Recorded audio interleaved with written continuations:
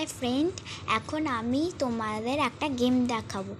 এই দেখো, এই বলটা দেখছো, এটা হচ্ছে বাস্কেটবল গেমটা না। এই বলটা দেখছো, এই যে এখানটা রাখলাম, আর এইটা যখন হবে তখন এই বলটা সোজা এখানটায় গিয়ে পড়ে যাবে, ঠিক আছে?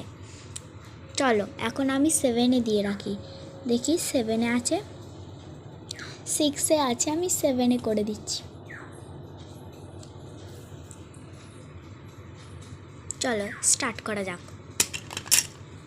দেখলে পড়লো না, জানি না পড়বে কি না। আমি অনেকবার ট্রাই করেছিলাম কিন্তু পড়েনি।